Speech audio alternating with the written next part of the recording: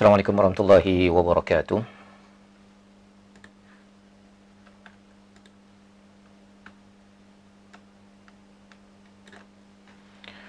Alhamdulillah, wassalatu wassalamu ala Rasulillah wa ala alihi wa sahbihi ajma'in, amma ba'd. Alhamdulillah, pada rakan-rakan yang dirahmati Allah sekalian, kita bertemu pada malam yang berbahagia ini. Saya bersyukur pada Allah Subhanahu Wa Taala peluang untuk sama-sama kita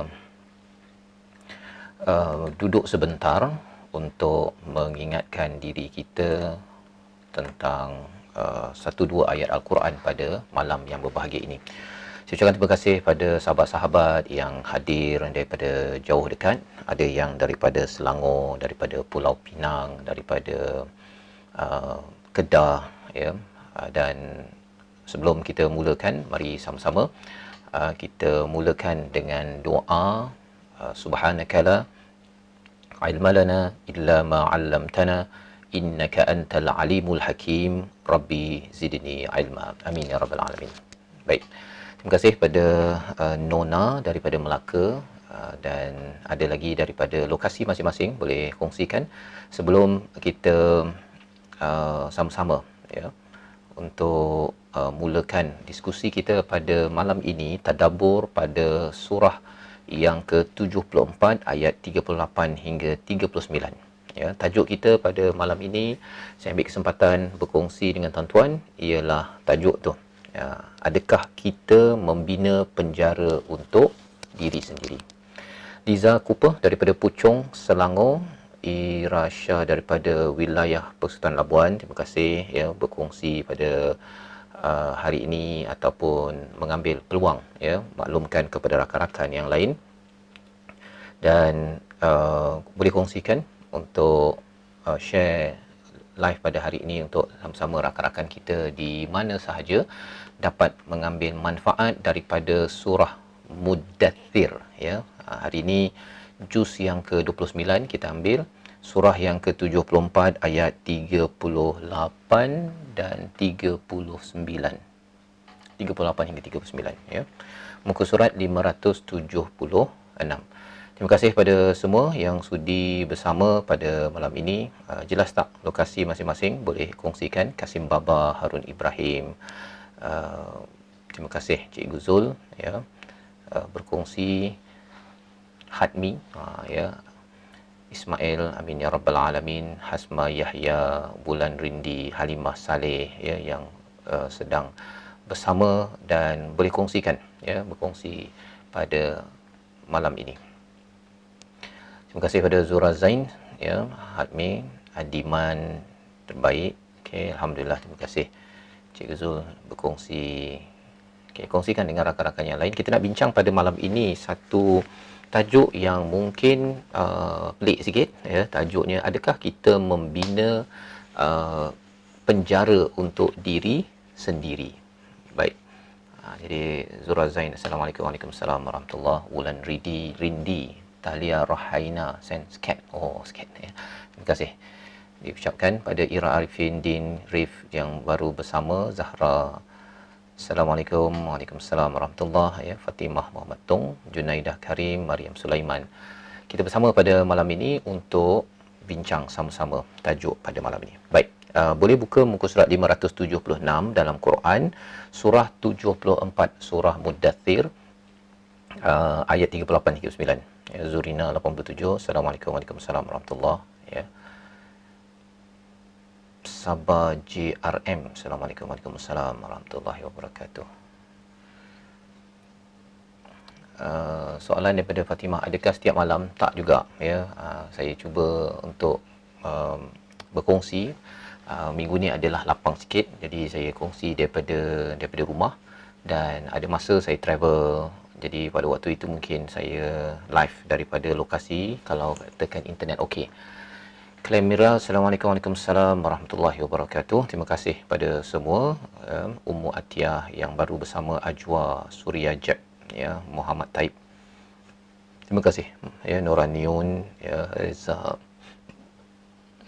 Gizul, ya, bagi Brother Zul, bagi Rus. Oh, terima kasih. Okey. Assalamualaikum, boleh bagi tips untuk interview kerja? Takut sangat. Oh, okey. Interview kerja. Interview kerja, satu daripadanya jangan lupa doa. Rabbi syrah li sadri wa yassir li amri wahlul 'uqdatam min lisani yafqahu qawli. Okey.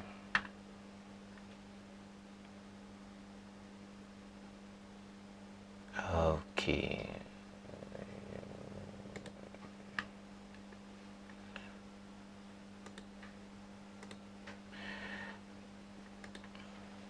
Baik, jadi kita sama-sama mulakan sesi kita pada malam ini untuk berkongsi ya daripada surah 74 ayat yang ke berapa tadi? 38, 39, 38.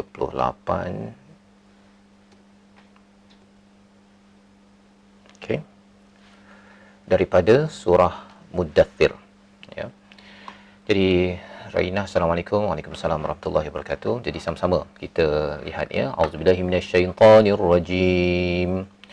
Kullu nafsin bima kasabat rahina illa ashabal yamin. Ini ayat yang kita akan bincangkan sebentar lagi. Namun ada tadi soalan bagaimana kalau nak interview kerja. Ada 3 tips yang saya boleh kongsikan. Satu, doa. Rabbi syrah li sadri wa yassir li amri wahlul 'uqdatam min lisani yafqahu qawli. Satu. Yang keduanya ialah kita banyak-banyak berselawat ya, berselawat mengingati Allah Subhanahu Wa Taala. Dan dalam masa yang ketiga iaitu kalau boleh kita cuba buat simulasi. Simulasi maksudnya ialah sekarang ni zaman ada AI di mana kita boleh sahaja cakap pada AI. Anda sebagai interviewer di syarikat sekian ya, jadi anda bagilah soalan pada saya tolong jawab dan tolong recommend kepada saya macam mana saya nak menjawab soalan. Itu dari segi tekniknya, tapi dari segi confident, dari segi kemampuan untuk kita dapat kelancaran, maka doa yang dibacakan oleh Nabi Musa alaihissalam, Rabbi syrah li sadri wa yassir li amri wahlul 'uqdatam min lisani yafqahu qawli, boleh dibaca. Baik. Pada malam ini kita akan lihat kepada ayat 38 39 daripada surah Al-Muddathir ya. Tuan-tuan boleh share dengan rakan-rakan yang ada. Ayat ini amat pendek ya. Sama-sama tuan-tuan yang ada kat rumah boleh baca. Kullu nafsim bima kasabat rahina. Kullu nafsim bima kasabat rahina illa ashabal yamin, kecuali orang yang mendapat menjadi ashabul yamin, puak kanan. Baik, 2 ayat saja pada malam ini yang harapnya pada tuan-tuan yang berkongsi pada malam ini dapat kita ambil manfaat. Tajuk kita pada malam ini ialah adakah kita membina penjara pada diri sendiri? Ya, adakah kita membina penjara? Baik. Tuan-tuan yang mati Allah sekalian, dalam ayat ini Allah mengingatkan kepada kita kullu nafsin. Mungkin kalau kita tengok terjemahan, okey, tiap-tiap diri terikat tidak terlepas daripada balasan buruk bagi amal jahat yang dikerjakannya, ya. Tetapi kita itu terjemahannya, tapi kita nak tengok pada hari ini kullu nafsin, ya. Perkataannya kullu nafsin, ya, setiap diri, okey. Kemudian bima kasabat,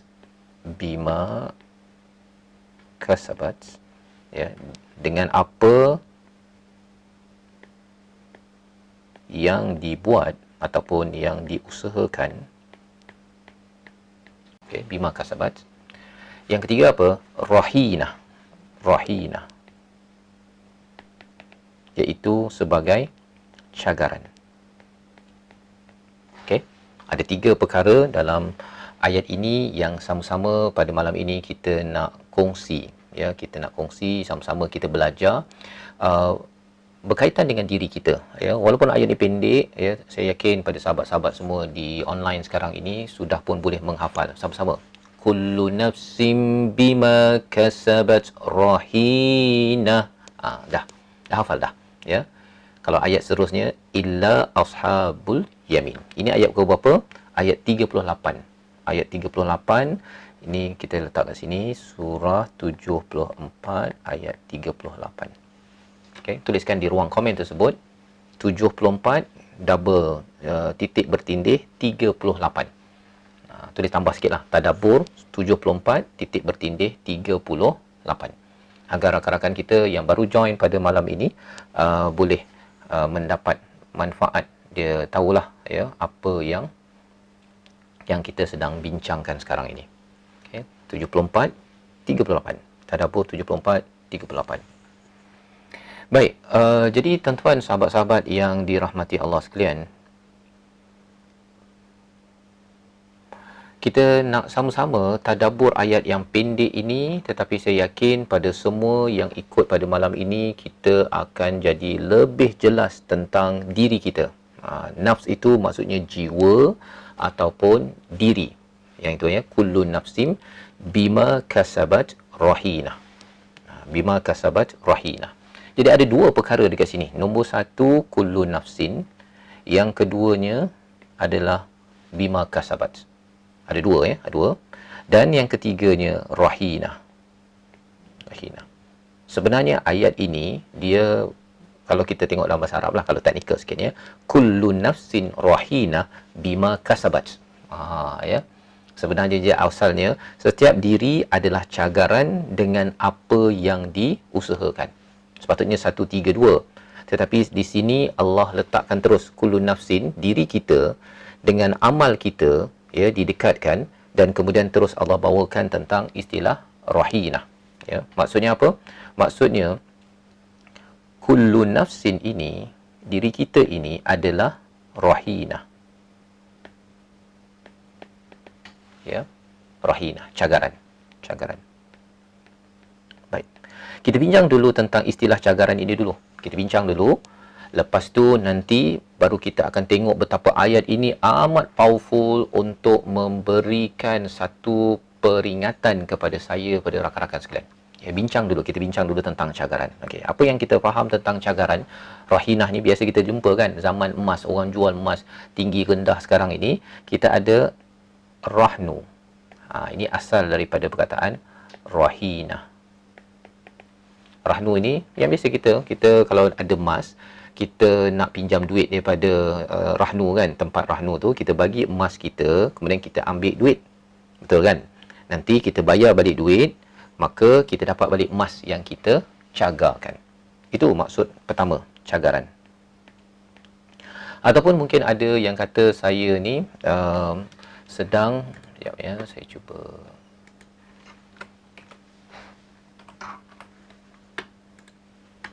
Okey, sekejap. Baik. Ada yang kata saya pinjam seseorang lah. Sekejap ya. Okey. Okey. Dia pinjam, contohnya tadi kita cakap tentang emas kan. Emas, jadi cagaran. Okey, sekejap kita letakkan mengapa kita cagarkan emas. Kerana kita nak duit. Betul kan? Ataupun kita nak pinjam kereta. Pinjam kereta kawan. Kawan tu pun dia nak pastikan kita pulang balik lah ya. Jadi kita pun bagi kita punya apa? Kita bagi kita punya laptop contohnya. Laptop tu kita bagi pada dia. Okey, aku bagi kau laptop ini. Laptop ni amat berharga ni, tapi aku bagi kau cagaran.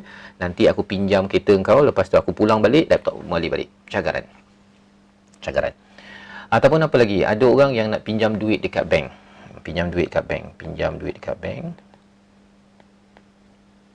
Maka dia letakkan geran rumah dia. Geran rumah dia sebagai cagaran. Okey. Itu contoh. Jadi setakat ni tuan-tuan faham kan? Tuliskan di ruang komen itu tentang cagaran. Cagaran. Yang kita sedang, dalam bahasa Inggerisnya collateral. Okey. Collateral, betul kot ejaan macam tu. Jadi cagaran ini sebenarnya bila kita kembali balik kepada perbincangan kita daripada apa? Surah 74 ayat yang ke-30. 30 apa tadi? Siapa yang ingat? Tu dekat atas tadi nota kawan kita ada tulis kan? 38. Iaitu diri kita, kullu nafsin, setiap diri ini adalah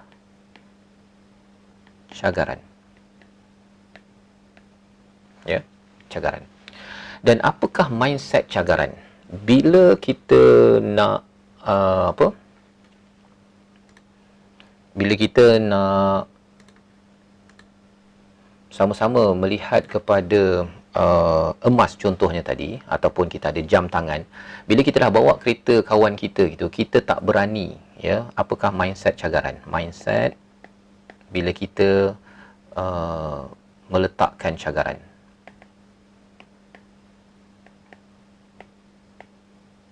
Okay. Iaitu apa? Kita akan tak beranilah kita nak bawa kereta kita ke, ya, kita kawan kita punya kereta tu kita nak buat dia apa yang tak, pasal kita ingat laptop kita. Bila kita kata bahawa emas kita dah letakkan dekat rahnu, jadi kita tak beranilah, kita dah pinjam duit, kita tak nak bayar pada bank ke apa, kita tak berani. Pasal apa? Pasal rupanya bila kita letak cagaran ini, kita akan terikat, ya, terikat kepada barang cagaran kita, terikat kepada pihak yang kita pinjam. Okey. Dan bila terikat itu, ya, apa yang berlaku ialah kita akan mula terperangkap. Kita mula terperangkap lah, pasal kita tak boleh lah, ya, tak boleh buat apa sahaja kepada kereta, ataupun kalau kita pinjam duit daripada rahnu tu, kita nak buat selamba je, nak belanja apa sebagainya, kita tak boleh buat sambil lewa, ya, tak boleh buat sambil lewa. Kerana apa? Kerana kita sudah pun terperangkap dalam satu perjanjian, ya, terperangkap dalam satu perjanjian. Jadi bila terperangkap dengan satu perjanjian ini, kalau kita ambil terperangkap dalam perjanjian ini, dia boleh membawa kepada istilah penjara. Ya, penjara. Dalam bahasa Inggerisnya prison. Bila diri kita ini sebenarnya bila menjadi cagaran, kita sebenarnya terpenjara. Dan bila cakap terpenjara, kita ini sebenarnya bukanlah bebas. Ya, kita tak bebas dalam hidup kita ini. Pasal diri kita ni adalah cagaran. Rahinah. Power kan ayat ini. Kullu nafsin bima kasabat rahinah. Tapi ideanya ialah bila kita ni sebagai cagaran, kita ini tak boleh buat selamba saja. Kita ini tak bebas, ya. Dan ini adalah hakikat tentang diri kita. Sahabat-sahabat yang ada, yang sedang mendengar, saya sendiri, kita kena ingat bahawa kita tidak bebas. Persoalannya ialah kita ni rasa bukan masuk dalam penjara, kan? Secara fizikal kita bukannya dalam penjara, tapi Allah beritahu kita ini adalah rahinah, cagaran, ya, cagaran, dan orang yang mencagarkan sesuatu untuk dapat pelbagai perkara daripada Allah, ya, kita sebenarnya tidak bebas, tidak bebas. Okey, kalau kita tidak bebas, apa yang kita kena buat? Ya, bila kita tidak bebas, macam mana kita nak bebas? Okey. Macam mana nak bebas? Terutama bila kita sampai di akhirat. Sampai akhirat nanti, macam mana saya nak bebas? Jadi Allah menyatakan pada ayat yang kita baca tadi, iaitu apa? Kullu nafsim bima kasabat rahinah. Rupanya kalau kita nak bebas, ya, kita terpenjara,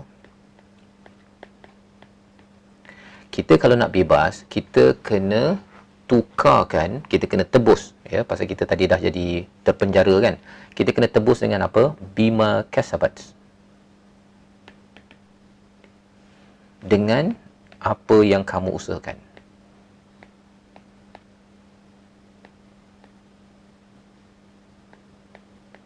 Ya, ataupun bima kasabatnya, apa yang diusahakan, ya.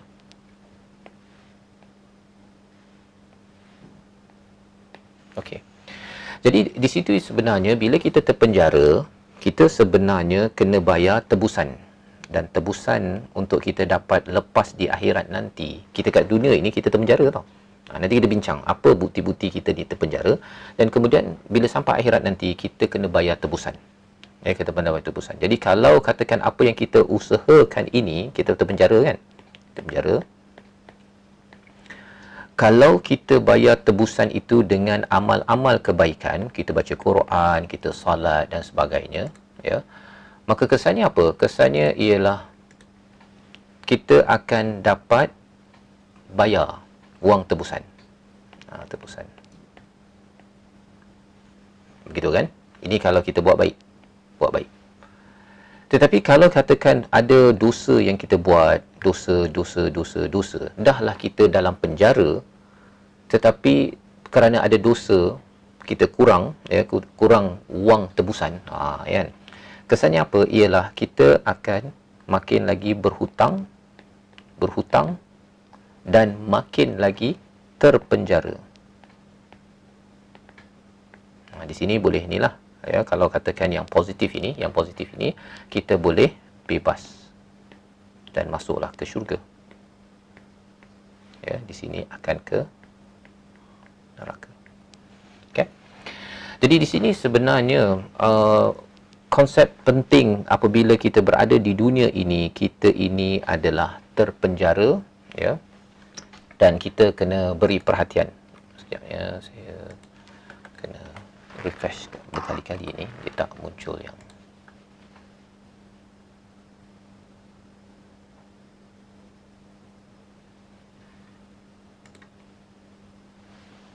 okey. Jadi hidup kita ini terpenjara, dan itu sebabnya kita di atas dunia ini. Apa maksud terpenjara? Kita terpenjara, ya, dengan pelbagai konsep, ya. Betul ke? Ya, betul ke kita terpenjara?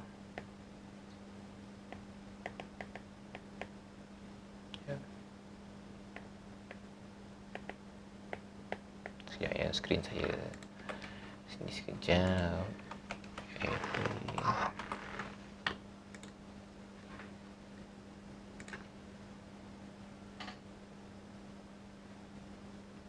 Okay. Betulkah kita terpenjara? Ada satu perkara, ada orang terpenjara kerana trend terkini. Ada orang terpenjara kerana nafsu sendiri. Dia ikut kepada idea sendiri. Ada orang terpenjara dengan fashion terkini. Ada orang terpenjara kerana orang lain rumah besar, maka saya pun kena rumah besar.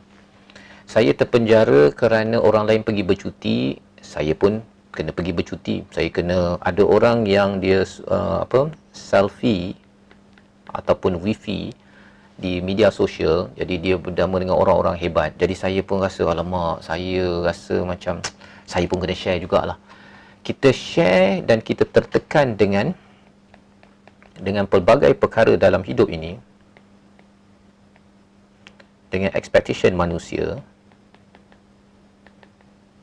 maka ini sebenarnya adalah penjara, ya. Itu sebabnya ada orang yang dia nak pergi kerja, contohnya kan, dia kena make up sampai 1 jam 2 jam baru dia pergi kerja. Dia terpenjara. Pasal apa? Mengapa awak susah sangat nak make up sejam 2 jam? Pasal rupa-rupanya kerana dia terpenjara dengan expectation orang lain. Nanti kalau saya tak make up, nanti orang pandang saya tak cantik. Ataupun kalau katakan saya tak pakai sedondon, nanti saya dianggap sebagai tak fashionable. Dia tertekan dengan expectation daripada orang lain, maka itu yang menyebabkan kita ini sedang membina penjara sendiri di atas muka bumi ini. Dan apatah lagi, kalau itu diteruskan, ya, apa jadi? Maka jadilah seperti diagram ini. Kita terpenjara, kemudian kita buat perkara-perkara yang negatif, hutang. Di akhirat nanti kita boleh terpenjara terus sampai ke azab Allah SWT. Itu yang kita tak nak. Ya, itu yang kita tak nak. Jadi apa yang kita kena buat sebenarnya? Satu, sebelum kita bercakap tentang apa kita nak buat, kita kena faham kita ini yang terpenjara, ya. Maksudnya kita terdedah kepada expectation pelbagai. Kita kena clearkan kehambaan kita. Soalan mudahnya ialah, saya hamba siapa? Kena tanya begitu. Ada orang hamba kepada media sosial, dia scroll. Ada dia hamba kepada membeli. Dia memang setiap hari nak membeli, lepas tu dia membeli dan membeli. Dia hamba kepada consumerism. Ya. Dia hamba kepada apa yang orang tengok pada dia. Dia hamba kepada apa yang dia nak buat, ikut saja kepada kehendak dia. Yang tadi kita senaraikan, hamba nafsu, hamba idea sendiri. Maka kita kena tanya dahulu, ya, kita ini kena clearkan kehambaan utama adalah apa, iaitu kehambaan kepada Allah. Yang ini akan memastikan kita tidak terpenjara. Ya. Maksudnya bila kita ni menjadi cagaran, kita ni terpenjara, sebenarnya kita tak bebas di dalam dunia ini. Ada orang kata saya bebas je nak pakai apa, saya bebas je nak cakap apa. Sebenarnya tak. Kita ini sebenarnya tidak bebas. Tidak bebas. Yang kita cakap tadi, kita ni ada dalam penjara yang kita tak nampak. Kita tak nampak. Jadi kalau kita boleh mengikut kepada panduan daripada Allah, ya, menjadi hamba Allah, barulah kita ini menjadi hamba yang sebenarnya. Okay. Baik. Saya tak pasti mengapa selalu ni, tapi tak apa, kita teruskan.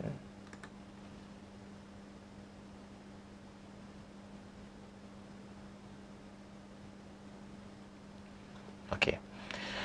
Jadi tuan-tuan yang mati Allah sekalian, inilah pentingnya kita memahami kalau kita ni terpenjara. Maksudnya ialah kita ini dalam surah Al-Asr sebenarnya berada dalam keadaan rugi. Orang dalam penjara rugilah. Ya, innal insana lafi khusr. Maka kita kena define dahulu, clearkan kehambaan kita kepada siapa.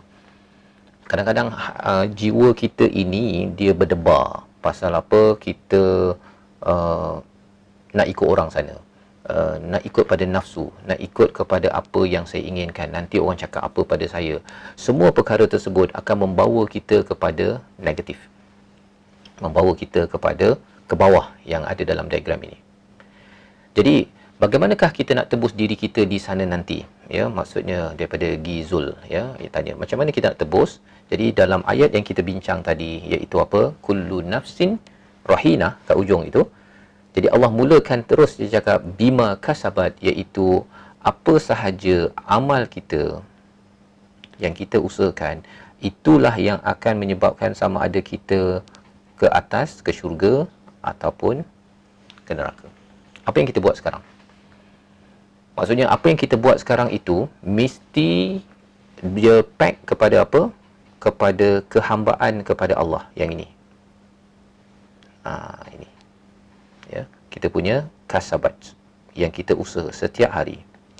Kita kena tanya betul-betul, adakah yang saya buat itu adalah kehambaan kepada Allah Subhanahu Wa Taala. Dan macam mana kita nak tahu kehambaan itu kepada Allah Subhanahu Wa Taala? Sudah tentunya konsepnya ataupun ilmunya itu adalah daripada mana? Daripada Al-Quran. Daripada Al-Quran. Itu konsep dia ataupun sumbernya. Kalau katakan apa yang kita usahakan itu, kita kata saya setiap hari bekerja. Orang yang bukan Islam pun ataupun orang yang lain-lain pun bekerja juga. Ada orang yang kata saya suri rumah, orang lain pun suri rumah. Saya mencari nafkah sebagai suami, orang pun lain. Ya. Tetapi Allah cakap bahawa sebenarnya bima kasabat ini, apa yang kita buat itu, dia mesti ikut kepada positif daripada Al-Quran, dan itulah ilmu yang kita kena belajar. Ilmu yang kita kena belajar. Pasal kalau kita tak belajar ilmu daripada Al-Quran ini, maka ia akan menyebabkan apa? Apa yang kita buat itu adalah negatif dan kita tak tahu adakah ianya mematuhi kepada standard daripada Allah Subhanahu Wa Taala. Jadi akhirnya kita terpenjara lah, ya. Kita terpenjara dengan perkara-perkara negatif. Lebih bagus kita terpenjara dengan perkara-perkara positif, kan? Lebih baik kita terpenjara. Pasal apa? Maksudnya kita baca Quran, kita faham, oh sebenarnya saya kena buat kerana Allah. Dia terpenjara dengan kehambaan pada Allah. Okey. Kan? Pasal di dunia ini memang kita ni sebenarnya tidak bebas. Kalau ada yang kata bahawa saya nak pakai apa sahaja, kan? Sebenarnya orang ini dia kata saja bebas, tapi dia terpenjara kepada pendapat-pendapat yang mana satu? Nombor satu ke nombor dua? Kalau dia kata saya nak pakai apa saja yang saya nak, tutup aurat ke tak tutup aurat ke, apa aku kisah? Contohnya. Dia terperangkap kepada nombor satu, nombor dua. Nombor dua. Ya, nombor dua. Ataupun dia kata bahawa saya nak jadi suami ke ibu, saya ikut suka hati saya lah, saya nak buat apa saja. Orang ini sebenarnya bebas ke tak bebas? Tak bebas. Ya, dia terperangkap pada nombor berapa? Nombor dua. Ya. Jadi sebabnya mengapa kalau kita nak terperangkap, terpenjara dalam nombor satu, maka ilmu yang kita kena belajar adalah Al-Quran. Ini kita kena usahakan betul-betul. Cuma ada persoalan tentang perkara ini. Ada yang kata bahawa kalau kita bincang pasal kasabat, ya, amal kita kan, yang kita usahakan, ya, atas segala usaha ataupun amal kita yang akan menjadi tebusan. Ya, ini semua ni akan menjadi tebusan. Pasal kita ini adalah rahinah, kita adalah cagaran. Kita ni terperangkap, kita tak boleh kita dapat pelbagai rahmat daripada Allah itu, kita cagarkan diri kita, dan diri kita ini sebenarnya tak bebas, kan? Dia kena bayar balik, dan itulah yang kita sedang bincang sekarang. So persoalannya ialah kalau kita nak ke syurga, kan ada hadis yang berkaitan dengan apa, bahawa amal kita ini tidak menyebabkan kita ke syurga. Kita ke syurga adalah dengan rahmat daripada Allah Subhanahu Wa Taala. Betul kan? Kita masuk ke syurga kerana apa? Rahmat ke amal? Tolong tuliskan di ruang komen tersebut untuk kita pastikan, kita jelas. Kita masuk ke syurga dengan amal ke dengan rahmat? Tulis dia satu atau dua. Rahmat. Dengan rahmat daripada Allah Subhanahu Wa Taala. Jadi apabila kita bertemu dengan sesetengah orang, ya, ataupun dalam agama tertentu menyatakan bahawa Tuhan kan penyayang, Tuhan kan penuh dengan rahmah. Jadi kalau Tuhan penyayang, kita buat dosa apa sekali pun, ya, tak apa, Allah itu penyayang. God is loving, macam tu kan. Ada setengah agama ataupun ada yang dalam agama ini pun, ya, ada yang memahami tapi cara yang salah lah, kan. Maksudnya dia kata apa, bahawa tak apa, kita ni asalkan Islam, Allah ini maha pemurah, maha penyayang, penuh dengan rahmat, Allah boleh ampunkan kita anytime, tak kisah kita buat apa, ya, tak kisah kita buat apa. Jadi apabila kita kembali balik kepada ayat ini, kullu nafsin bima kasabat rahinah, nampak macam yang sini amal, kan. 74 ayat berapa, 38 ini macam kita kena beramal, betul kan? Kita kena beramal. Tapi dekat dalam hadis Nabi, ya, bercakap tentang Allah itu, ya, kita masuk ke syurga itu kerana rahmat daripada Allah SWT. Jadi kita kena beramal ke kita hanya mengharap rahmat Allah? Itu persoalannya, kan. Kita kena beramal ke, beramal baik ke? Tak naklah amal yang tadi tu, kan, yang negatif-negatif, tak naklah. Kita nak beramal baik ke ataupun kita mengharapkan rahmat Allah SWT? Jawapannya apa? Boleh tuliskan dekat ruang komen tu. Kita kena beramal ke untuk masuk syurga ataupun kita kena berharap kepada rahmat Allah? Ni nampak macam saya nak beramal baik ke, jaga amal saya, ataupun saya mengharapkan rahmat Allah? Jadi jawapannya ialah kita kena ada dua-dua. Kan, kena ada dua-dua. Pasal apa? Pasal sebenarnya amal kita ni penting ke tak penting? Amal buat baik. Amal buat baik. Boleh tuliskan dekat ruang komen. Amal kita buat baik untuk masuk ke syurga ni penting ke tak penting?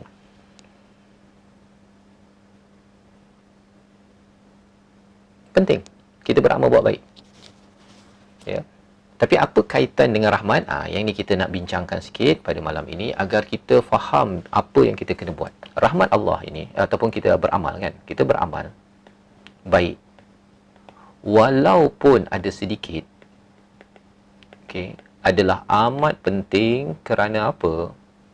Kerana ia bukan sebab kita masuk syurga. bukan sebab kita masuk syurga, tetapi kerana adanya rahmat Allah, ya, dengan rahmat Allah, maka Allah akan gandakan. Ini penting sangat yang betul kita faham. Allah gandakan ganjaran daripada amal yang sedikit ini. Kita amal sedikit, baik, Allah gandakan, maka akhirnya kita akan, ya, saya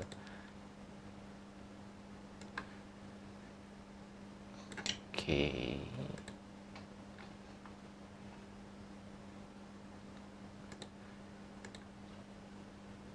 Baik. Jadi penting ke tak penting? Penting, ya. Yang penting ni saya letak kat sini. Kerana walau sedikit, kalau dia dapat sikit, dapat ganjaran sikit, tetapi bila ada rahmat Allah, Allah gandakan. Ya. Allah gandakan.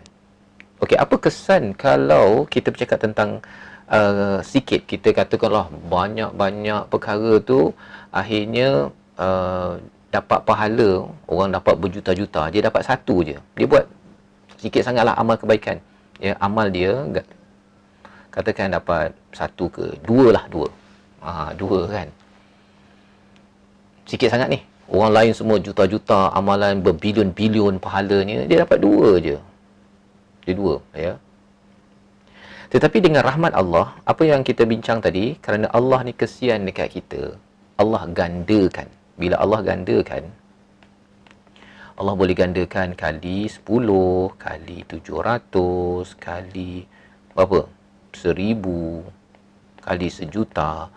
Allah yang penuh rahmat boleh gandakan. Boleh gandakan. Tetapi cuba bayangkan kalau amal seseorang itu kosong. Ya, kalau 2 kali 1,000,000 sama dengan 2 juta. Kalau kosong kali 1 juta, gandaan. Allah sayang. Kosong kali 1 juta berapa? Sila beri jawapan matematik pada malam ini. Silakan. Kosong, amal dia tak ada. Dia tak ada buat baik langsung pun. Kosong. Allah memang penyayang. Tapi pasal amal dia kosong. Cuba bayangkan kalau dia penuh dengan dosa. Tak adalah banyak sangat dosa, tapi amal kebaikan semua tak ada. Dia ada amal dia negatif 10. Kira negatif 10 kali 1 juta. Berapa?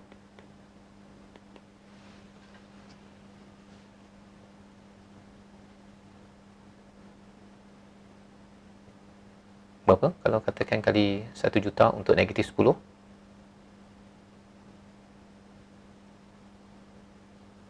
Jawapannya ialah negatif 10 juta.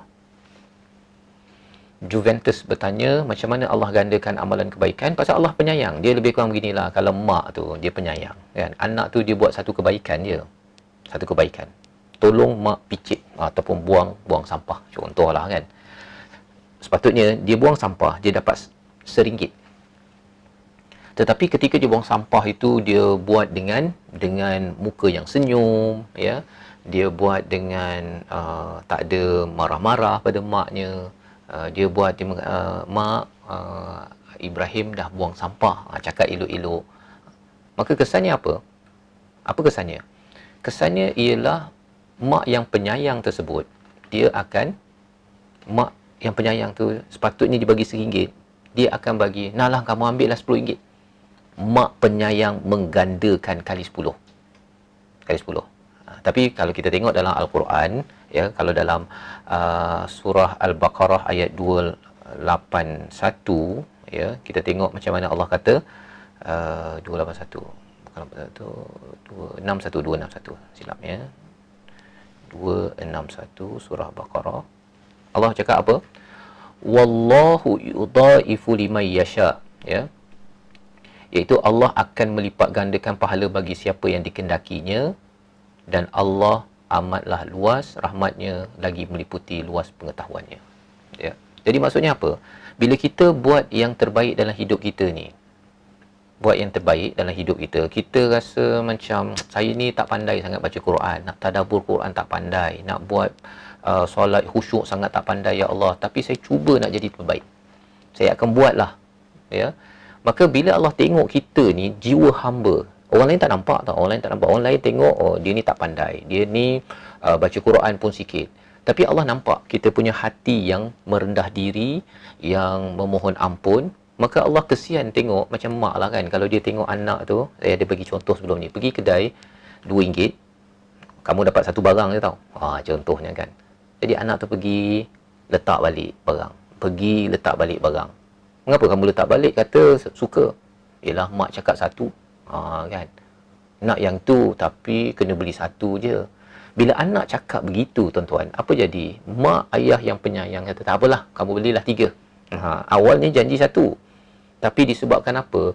Ada akhlak yang baik ketika melakukan, ketika dia dah patuh dah. Dia tak ada pula marah-marah pada mak. Mak ni bagi 1 kedekut. Kan? Daripada 1 terus cancel. Kan? Tetapi kalau katakan mak itu ataupun anak tadi kata 1 ya mak, dia ambil, fikir lama, letak balik. Pergi tempat lain ambil, kan, letak balik. Mak ayah yang penyayang, bukan yang pemarah. Yang pemarah akan cakap apalah lambat sangat kan. Tapi yang penyayang akan cakap apa?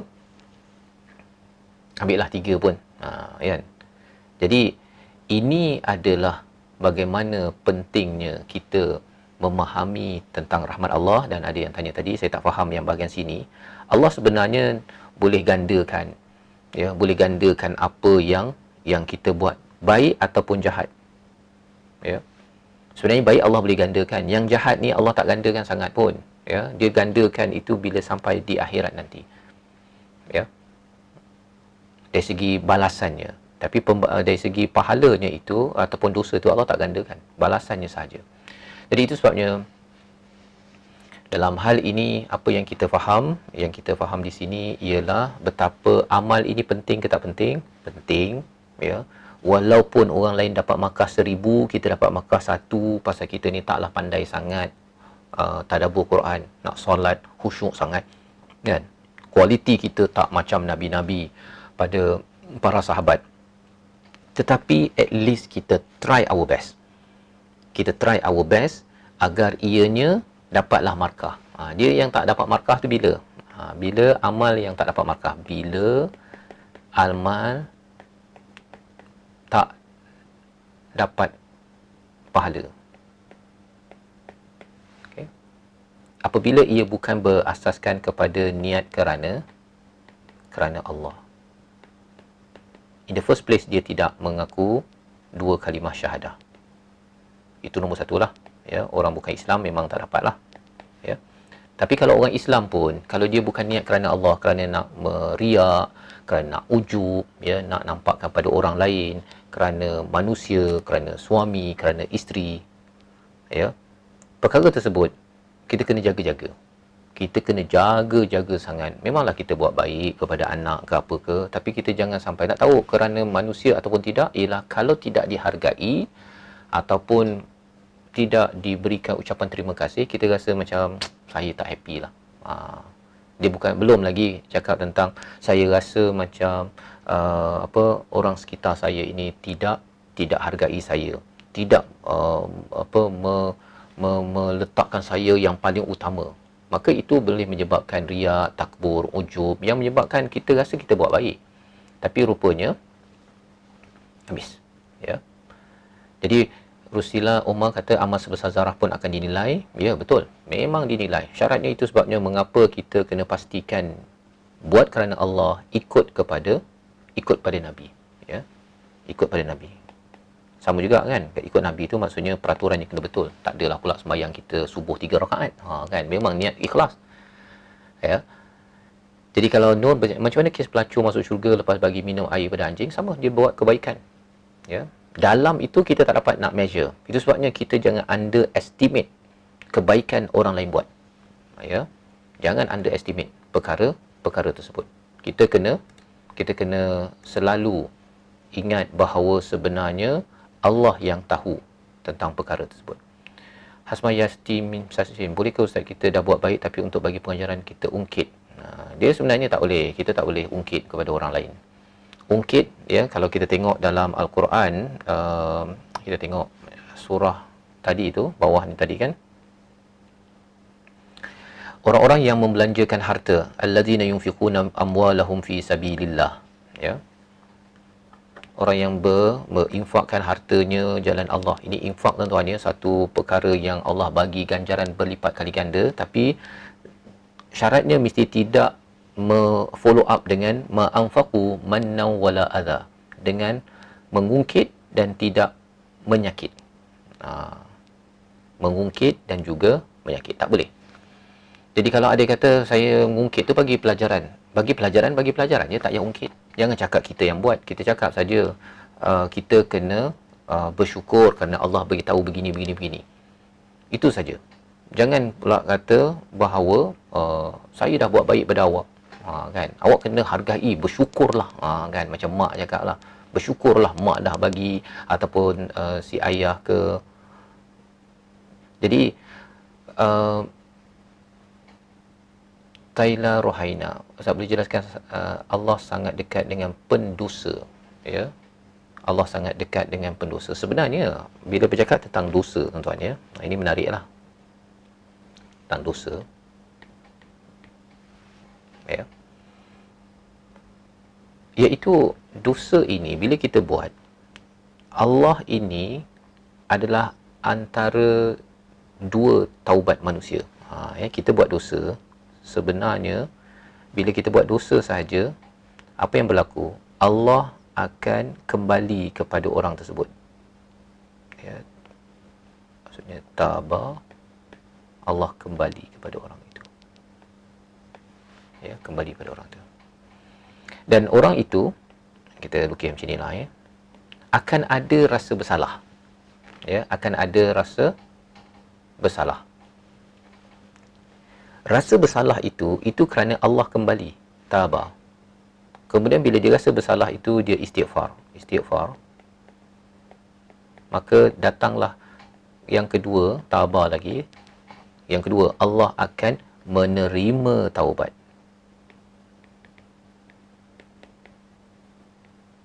Okay. Jadi sebenarnya setiap pendosa, bila ada rasa bersalah kan, bila ada rasa bersalah itu, Allah berikan kita macam berdebar hati kita, ya, kita nak mohon Allah ampunkan kesilapan. Maka itu sebenarnya adalah antara dua taubat Allah. Taubat Allah tu bukan Allah bertaubat pasal Allah dosa, ya. Taubat ni maksud asalnya kembali. Bukan kita yang kembali, tapi Allah yang kembali pada kita untuk kita rasa bersalah. Kemudian bila kita istighfar, Allah akan kembali menerima taubat kita. Jadi sebenarnya setiap kali kita berdosa, Allah memang menawarkan taubat. Dan itu sebabnya Aisyah izhar, ungkit tu kiranya nanti pahala amal tu auto hilang ke? Ya, kalau ikutkan kepada ayat yang ini kat sini kan, ayat 264, ya ayyuhallazina amanu la tubtilu sadaqatikum, jangan kamu batalkan sedekah kamu, ya, apa yang kita bagi, ya, tak kisahlah zakat ke, kita uruskan rumah ke, kita bagi nafkah ke, semua bawah zakat, sedekah ini, bil manni wal adha, ya, dengan ungkit dan sakit, mengungkit dan menyakit, ya. Dia datang, ia seperti kalladhi yunfiqu ma lahu ria'an nas, dia seperti sama je dengan orang yang riak. Riak tak dapat, yang kita bincang tadi kan, kalau riak buat kerana apa? Buat kerana nak nampakkan pada manusia. Berapa pahala dia? Sama ada kosong ataupun negatif. Kan? Kalau kali 1,000,000 tadi pun, Allah nak gandakan pun, kosong. Allahu Akbar, takut kita kan, yang kita doa sangat. Tapi bila Allah letakkan, orang yang riak ini, sama dengan orang yang buat kebaikan, tapi dia ikuti dengan ungkit dan menyakitkan orang yang dia buat baik. Ya. Dia ngungkit. Aku dah buat baik kat kau kan. Aku dah tolong kau. Aku yang naikkan kau. Aku yang belanja kau. Itu ungkitlah tu. Kalau katakan menyakit ini, ialah dia pergi marah orang tersebut, ataupun dia ambil balik ke, apa-apa saja yang menyakitkan secara fizikal ke, emosi ke, ataupun buat muka masam pada orang tersebut ke, ataupun tengking ke, maka itu menyakit. Ya.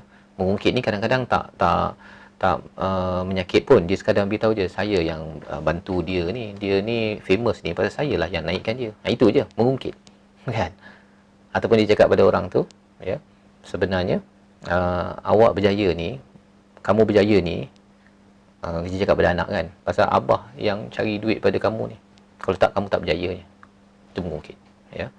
Jadi kalau ungkit ni kita cakap dalam doa, sebab kita tak boleh marah orang, jadi cakap dengan Allah dalam doa. Kalau kita cakap dengan dalam doa, okeylah, ya. Ini kita cakap nanti kepada orang yang kita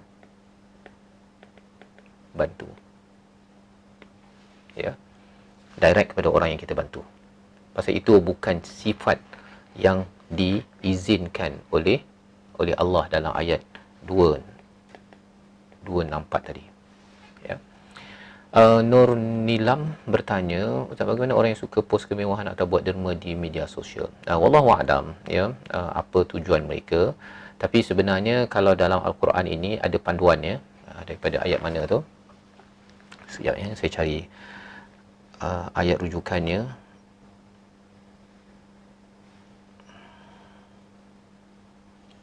Ya, dalam surah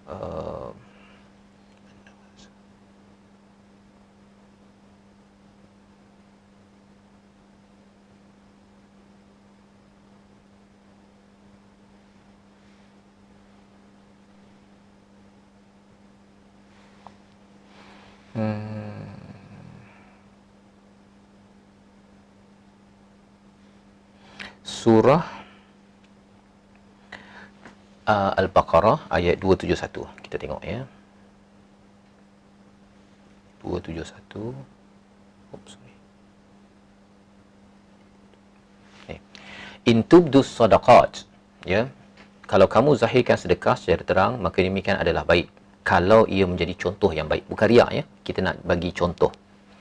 Wa in tukhfuha, jika kamu sembunyikan sedekah itu serta kamu berikan pada orang fakir miskin, maka itu adalah lebih baik, ya. Khairul lakum, maksudnya sembunyikan itu lebih bagus.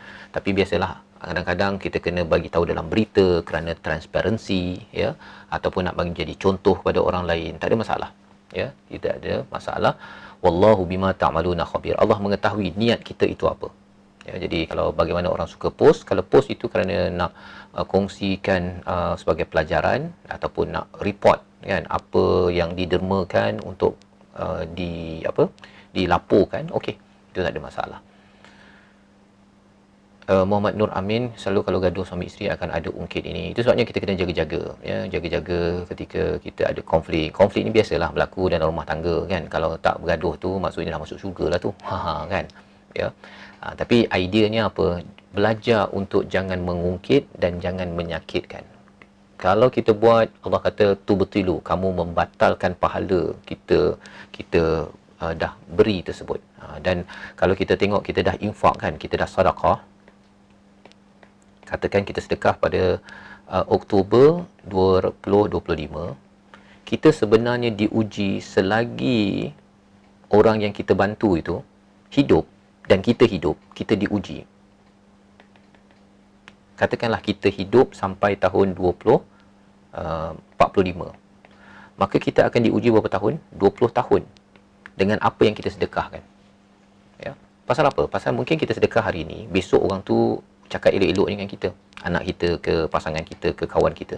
Tapi 10 tahun dia menyakitkan hati kita, yang kita bantu tu menyakitkan kita. Kita rasa macam, aku geram sangat. Dia mula nak mengungkit ataupun menyakitkan. Maka bila orang tu dah buat masalah tu, dia punya masalah kan, dia punya dosa ke apa ke. Tapi kita yang dah bantu itu, kita dah bantu 10 tahun dah ni. Kalau kita mengungkit dan menyakit, khuatir yang kita dah bantu 10 tahun itu cancel pahalanya. Itu sebabnya orang yang paling banyak kita bantu adalah dalam keluarga, ya, keluarga kan. Dan ibadah antara yang paling lama adalah ibadah dalam keluarga, kan. Jadi itu sebabnya kita kena jaga, ya, jaga apa yang kita buat, ya, apa yang kita laksanakan dalam hidup kita ini, kerana kita nak dapat pahala paling lama adalah buat baik pada keluarga, tapi ada cabarannya. Ada cabarannya. Baik, alhamdulillah hari ini banyak soalan. Banyak soalan.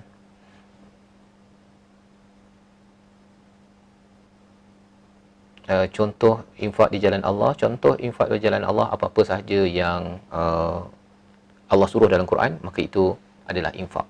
Ya, tanggungjawab kita pada keluarga, tanggungjawab kita kepada kepada mak ayah kita, itu adalah infak.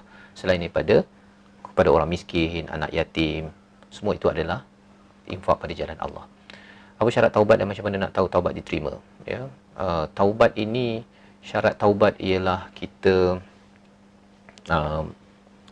mengaku silap dan kemudian kita akan memperbaiki perkara tersebut.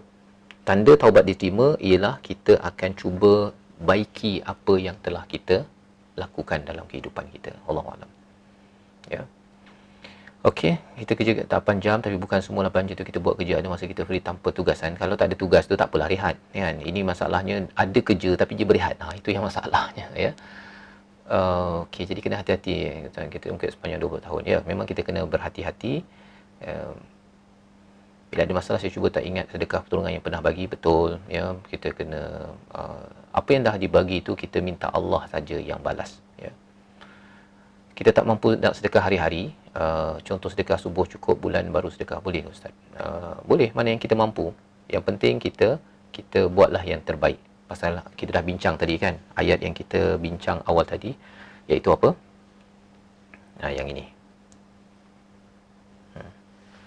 Kita harapkan mana yang terbaik kita buat, nanti Allah gandakan. Ya, kita nak buat banyak sekaligus lepas tu berhenti, kan. Kita buat je terus mana yang kita mampu. Jadi Hasma Yatimin kata rupanya buat baik pun adalah ujian juga. Ya, betul. Ya, memang kalau kita buat pada keluarga ke, jangan kita rasa bahawa kita dah buat terbaik, kan. Kita kena terus minta Allah terima. Lebih baik kita anggap semua amal kebaikan kita adalah kecil dan tak perlu diingat. Ya, betul. Ya. Anis, apa nak buat jika sering was-was? Salah satunya surah An-Nas itu kita baca untuk kita selalu dijaga oleh Allah daripada was-was, insya-Allah. Okey, baik. Jadi, terima kasih pada semua yang sudi bersama pada malam ini. Untuk kita sama-sama berbincang tadi, ayat apa? Ayat yang ke 70. Apa tadi surah?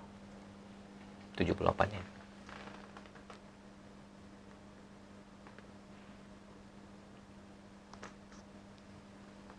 Okey, 78 ayat 38, 74, 38 hingga 39. Ini topik kita pada hari ini, ya.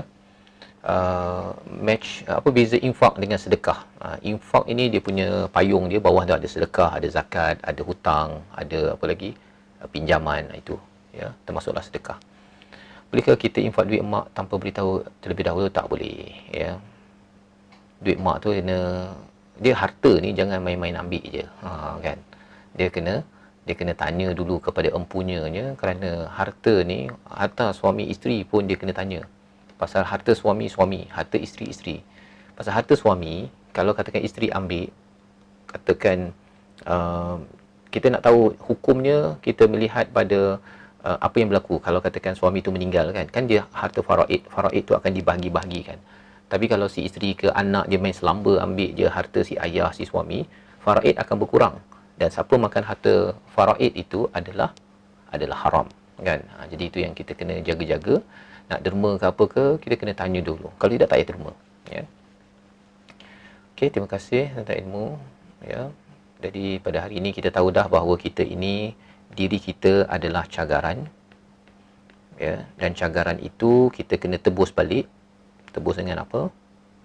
Dengan amal kita yang baik-baik, dan harapnya Allah berikan rahmat, Allah gandakan kebaikan yang kita baik buat, ya. Dan akhirnya harapnya kita bebas. Kita ni tak bebas lagi ni. Kita nak tahu kita bebas bila kita sudah masuk syurga. Bebas yang sebenar-benarnya, fauzan azima, itu adalah bila masuk syurga dengan rahmat Allah yang menggandakan segala amalan-amalan kebaikan kita, walaupun kualitinya taklah berapa ada sangat, tapi kita cuba baiki dari masa ke semasa, insya-Allah. Ya. Terima kasih semua. Kita bertemu lagi pada sesi akan datang. Assalamualaikum warahmatullahi wabarakatuh.